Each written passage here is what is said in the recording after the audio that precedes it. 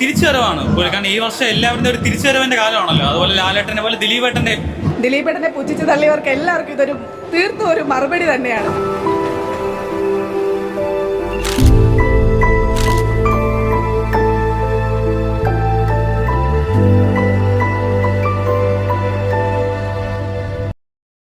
ദിലീപ് പഴയ ദിലീപ് തന്നെയാണ്. ദിലീപിനെ പഴയ ദിലീപായിട്ട് കിട്ടി. നല്ലൊരു സിനിമയാണ്. ദിലീപേട്ടൻ്റെ കുറേ നാൾക്ക് ശേഷം നല്ലൊരു സിനിമ കാണാൻ പറ്റി, സന്തോഷം. ദിലീപേട്ടൻ്റെ ഒരുപാട് നാളുകൾക്ക് ശേഷമുള്ള ഒരു തിരിച്ചുവരവലെന്ന് വേണമെങ്കിൽ പറയാം. ഇത്രയും സ്നേഹമുള്ളവരാണ് തെങ്കാശക്കാരെന്ന് ഞാൻ അറിഞ്ഞില്ല. തീർച്ചയായിട്ടും ദിലീപ് തുടരും. ഹായ് ഓൾ, ജിൻസ് കോക്ക്, പ്രിൻസ് ആൻഡ് ഫാമിലി.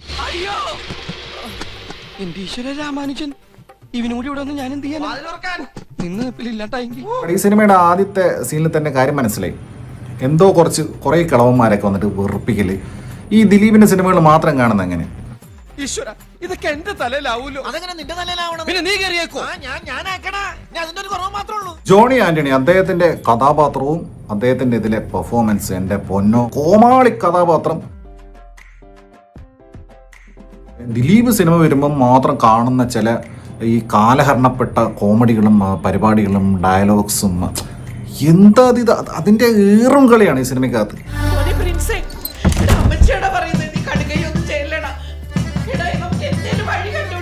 മൊത്തത്തിൽ കോമഡി കാണിക്കുമ്പോഴും സോങ്സിലായി കഴിഞ്ഞാലും ടൈമിങ് ആയി കഴിഞ്ഞാലും മൊത്തത്തിൽ ആ ഒരു ഫ്ലെക്സിബിലിറ്റിയും ആ ഒരു റിഫ്ലക്സും ഒന്നുമില്ല.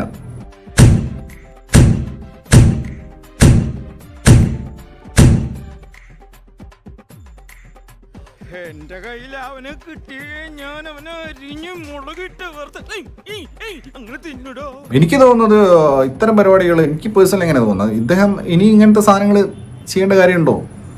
ഇദ്ദേഹത്തിന് നന്നായിട്ട് അഭിനയിക്കാൻ അറിയുന്ന ആളല്ലേ, സീരിയസ് ആയിട്ടുള്ള വേഷങ്ങൾ ചെയ്തുകൂടെ?